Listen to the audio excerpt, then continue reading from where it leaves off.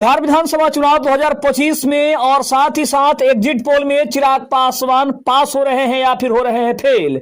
Exit poll के नतीजों से सब कुछ सामने आ गया है और एग्जिट पोल के नतीजे वास्तव में चिराग पासवान को फेलियर बता रहे हैं या फिर बता रहे हैं कि चिराग पासवान ने अब की बार अपने आप को पास कर लिया है।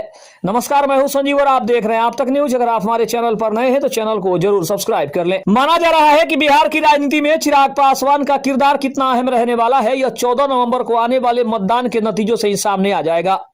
पर एग्जिट पोल के मुताबिक चिराग पासवान की पार्टी को बिहार विधानसभा चुनाव 2025 में बड़ी जीत मिलती हुई दिख रही है। बिहार विधानसभा चुनाव 2025 में मतदान का दूसरा चरण भी समाप्त हुआ। पहले चरण में 65% से अधिक तो दूसरे चरण में करीब 70% मतदान हुआ था। बिहार के राजनीतिक इतिहास में इतनी बड़ी संख्या में वोट इससे पहले कभी नहीं डाले गए थे।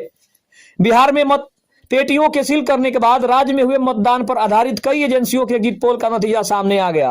बता दें कि बिहार विधानसभा चुनाव में 6 और 11 नवंबर को 2 चरणों में मतदान आयोजित किए गए थे।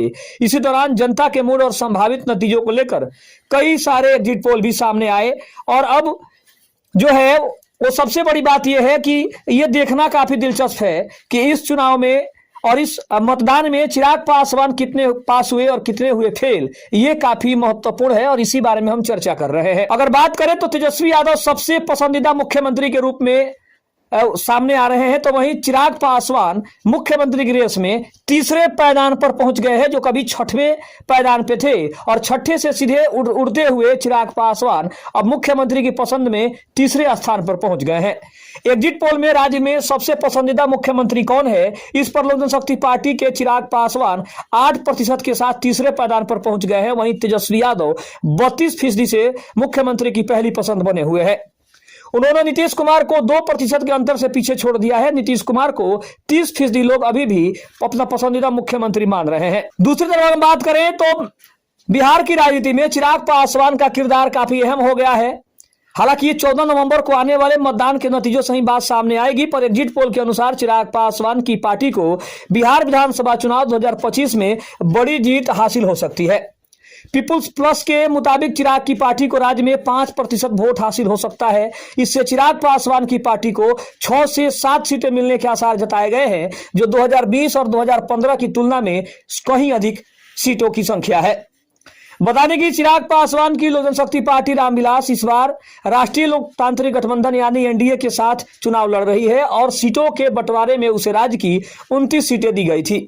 अगर हम सीटों की संख्या की बात करें, विधानसभा क्षेत्रों की बात करें कि आखिर 29 सीटें कौन कौन सी थी, तो उनमें राज्य के पटना, मुजफ्फरपुर, गया, किशनगंज, पूर्णिया, कटिहार, खगड़िया, वैशाली, रोहतास, नवादा, सारण, सीतामढ़ी, पूर्वी चंपारण, सहरसा, सिवान, बेगूसराय, भागलपुर, बक्सर, रोहतास, जहानाबाद और औरंगाबाद जिलों में दिए गए थे। 2020 की अगर बात करें तो 2020 में चिराग पासवान की पार्टी ने 135 सीटों पर अपने प्रत्याशी उतारे थे, लेकिन उसे केवल 1 सीट से ही संतोष करना पड़ा था। एक ही जीतने में कामयाब हुई थी। तब लोजपा के बेगूसराय की मटिहानी सीट पर जीत हासिल हुई थी और राजकुमार सिंह चिराग पासवान की पार्टी के एकमात्र विधायक बने थे। हालांकि राज्य में उसके 10 प्रत्याशी दूसरे पायदान पर रहे थे। ऐसा तब हुआ था जब 2020 में चिराग पासवान की पार्टी लोजपा रामविलास को बिहार विधानसभा चुनाव में 5.6% मत हासिल हुए थे और उससे पहले 2015 में चिराग की पार्टी का एनडीए का हिस्सा थी, तब उसे केवल 2 सीटें हासिल हुई थी। लेकिन अगर देखा जाए तो इन सभी एग्जिट पोल में एनडीए को एक बार फिर से स्पष्ट बहुमत मिलता दिख रहा है। वहीं इन सभी एग्जिट पोल के मुताबिक प्रशांत किशोर की पार्टी जनसुराज को एक भी सीट मिलते हुए दिखाई नहीं दे रहा है। अगर देखा जाए तो अब कहीं ना कहीं चिराग पासवान को एनडीए के साथ आने का काफी फायदा मिलता दिख रहा है और अब यह काफी दिलचस्प है कि चिराग पासवान कितने सीटें जीतने में कामयाब हो पाते हैं।